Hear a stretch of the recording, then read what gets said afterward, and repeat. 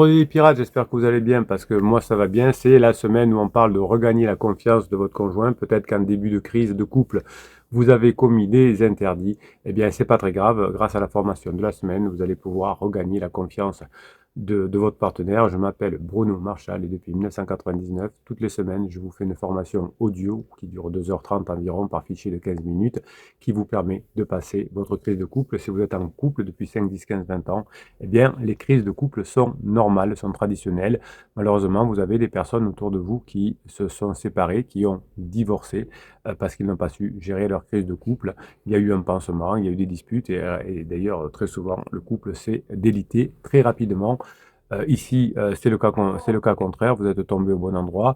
Vous avez un catalogue de formations de 200 formations que vous retrouvez dans le Affiché Plus, hein, dans le descriptif de cette vidéo.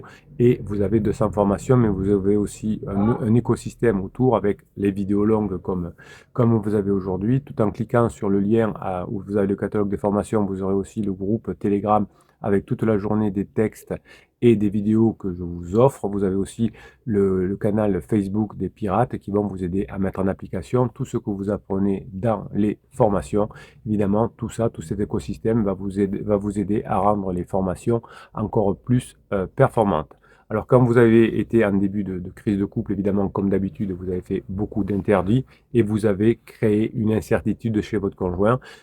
Déjà, votre conjoint avait des doutes sur vous, vous avez mal réagi, vous avez pleuré, vous avez menacé, vous étiez en colère, vous êtes effondré, vous avez supplié et vous avez renforcé l'incertitude de votre conjoint. L'incertitude, elle est perçue par votre conjoint comme une menace.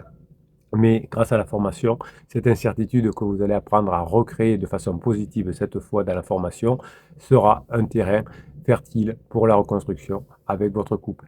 Dans le film Inception de Christopher Nolan, l'incertitude sur ce qui est réel ou non pousse les personnages à réévaluer leurs valeurs profondes. Donc vous avez créé une incertitude négative en commettant des interdits avec votre conjoint.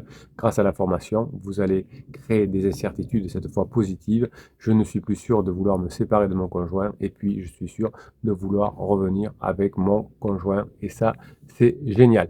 Donc en acceptant l'incertitude dans votre relation, hein, ça vous sortez de la phase de sécurisation où vous croyez que tout était finalement écrit pour l'avenir, et bien en acceptant l'incertitude dans votre relation, vous allez ouvrir un espace pour redéfinir ce qui est essentiel, le passage vers la phase 4.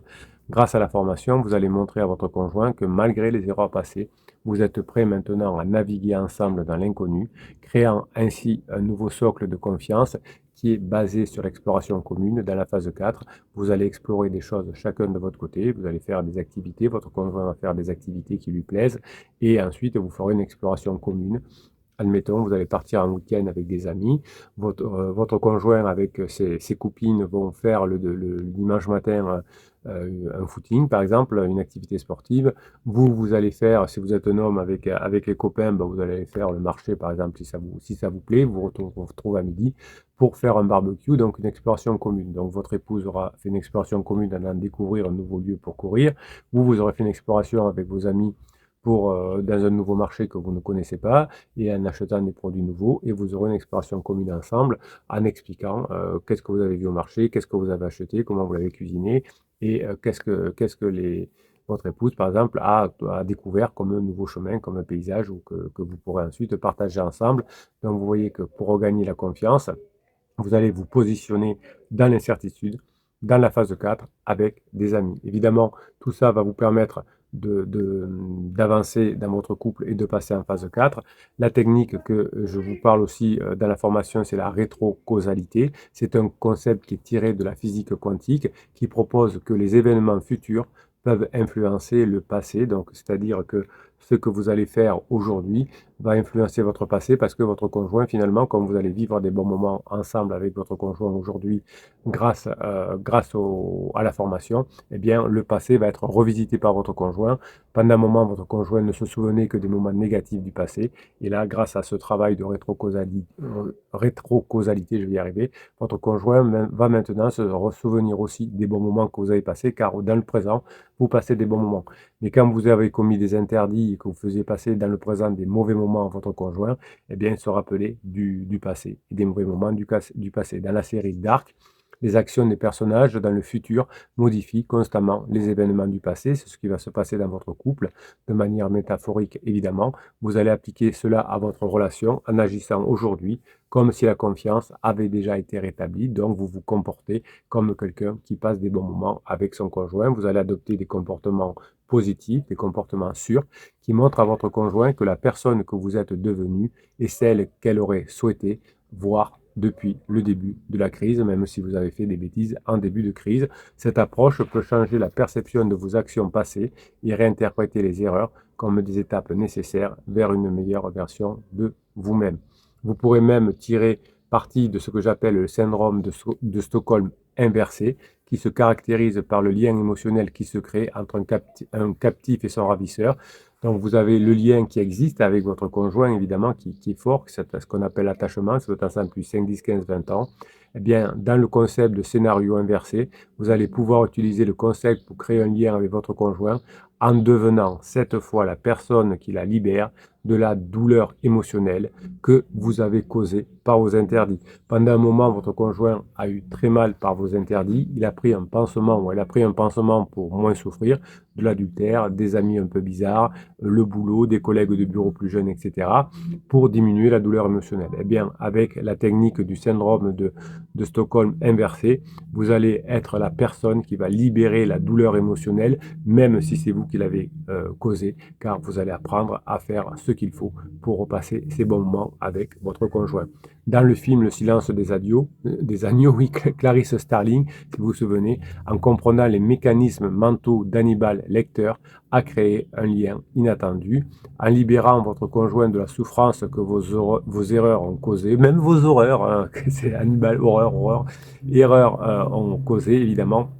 Eh bien, vous pouvez transformer la douleur que vous avez eue pendant toute votre crise en un lien plus fort dans la phase 4, où finalement votre conjoint va vous voir non plus comme la source des blessures, mais comme la source des guérisons. C'est ce que vous allez pouvoir mettre en place.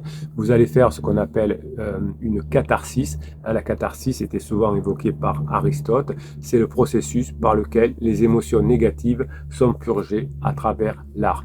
Dans le film et le livre Les liaisons dangereuses de Laclos, les personnages subissent sans cesse des catharsis douloureuses mais révélatrices.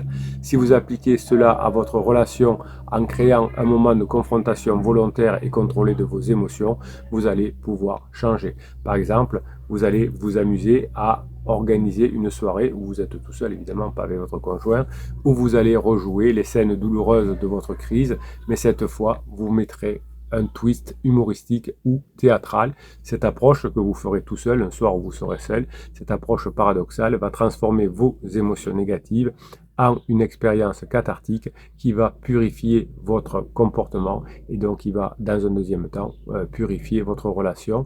Et tout ça va pouvoir créer à nouveau un terrain plus sain pour la confiance. Peut-être que plus tard, quand vous serez en phase 4 avec votre conjoint, vous vous mettrez à faire du théâtre, pourquoi pas, du théâtre d'improvisation, et ça vous libérera aussi par le phénomène de la catharsis beaucoup de choses. Des couples qui font du théâtre ensemble arrivent évidemment à arranger beaucoup de choses.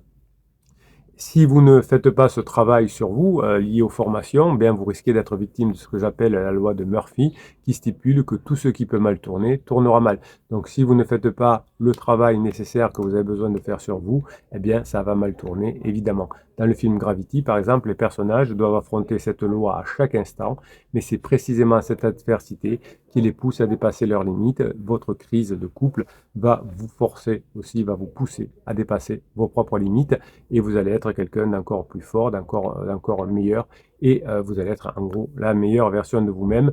La crise vous a permis d'être encore mieux. Si vous appliquez cette loi que je vous apprends dans la formation aussi, si vous appliquez la loi de Murphy à votre relation, vous allez montrer à votre conjoint que même dans les pires situations, comme la crise de couple, vous êtes prêt à rester, à vous battre pour réparer votre relation et peut-être même pour réparer vos torts.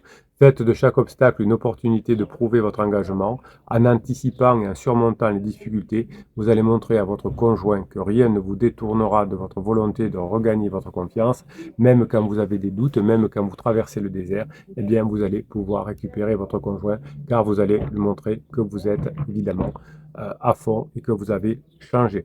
vous êtes un héros, hein, vous êtes un héros d'état moderne, les pirates, parce que vous êtes en train de montrer aux personnes autour de vous que récupérer son conjoint, c'est possible. Et des milliers de personnes ont récupéré leur conjoint depuis 1999, et les prochains, ce sera vous. Il n'y a pas de raison. Évidemment, vous êtes un héros, mais vous êtes aussi un anti-héros. On est tous à la fois héros et anti-héros. L'anti-héros, c'est quelqu'un d'imparfait, évidemment, tout le monde est imparfait, et c'est quelqu'un aussi qui est contradictoire. Donc, face à votre conjoint, vous n'allez pas montrer que vous êtes monsieur parfait ou madame parfaite, mais vous allez gagner à nouveau l'admiration de votre conjoint. Votre conjoint va à nouveau vous refaire confiance, non pas par la perfection, mais par votre progrès, votre évolution et surtout votre sincérité. Dans le film Breaking Bad, Walter White devient un anti-héros dont les motivations, bien que un petit peu douteuses, moralement douteuses, hein, finissent par susciter l'empathie.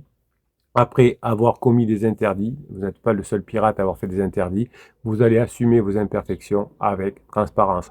Du coup, vous allez pouvoir montrer à votre conjoint que vous ne cherchez pas à avoir raison, que vous ne cherchez pas à être quelqu'un de bien, mais que vous ne cherchez pas à être un héros parfait, mais que vous êtes quelqu'un d'authentique, vous êtes la meilleure version de vous-même et vous êtes la meilleure opportunité pour votre conjoint et que vous êtes prêt toujours à évoluer positivement.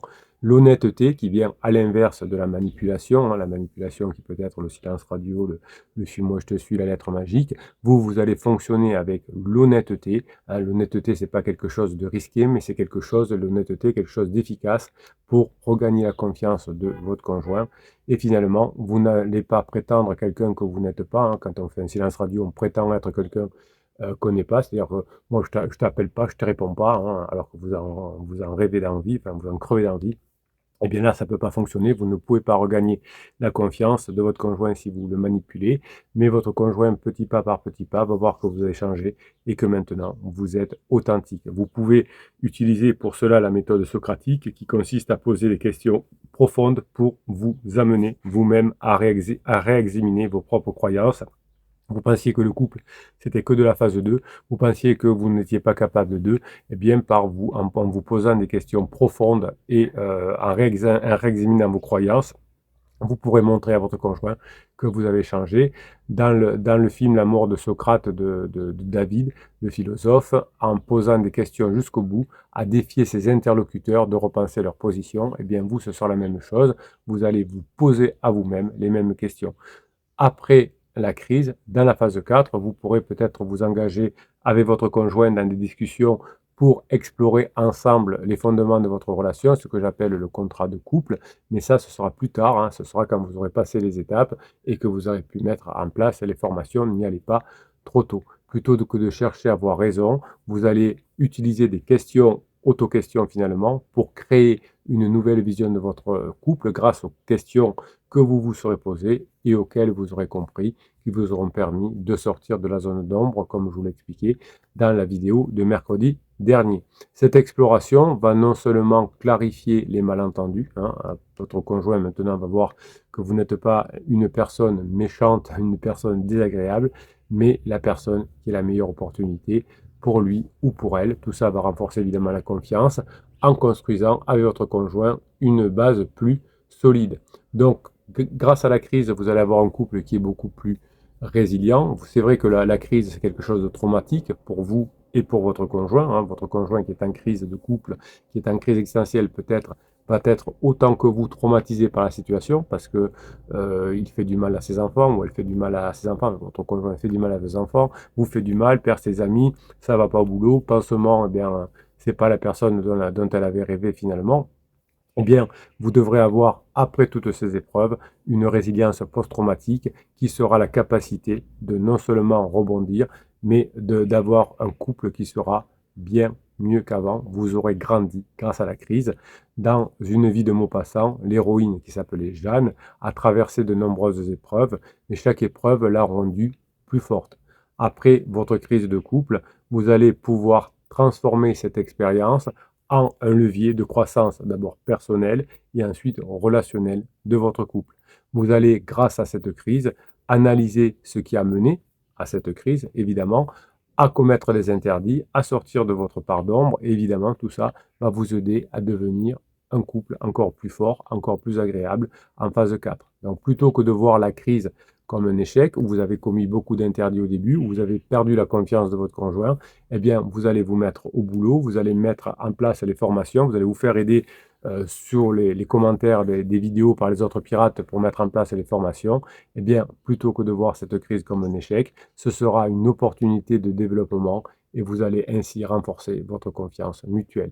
Le travail paye évidemment, hein, tout ce qui doit durer longtemps doit utiliser le travail, que je veuille pratiquer un instrument de musique, il faudra travailler pendant longtemps, que je fasse un sport de haut niveau, il faudra que je travaille pendant longtemps, que je crée une entreprise, que je veuille être une meilleure version de moi-même, j'aurai besoin de temps et de travail. Eh bien, dans un couple, c'est pareil.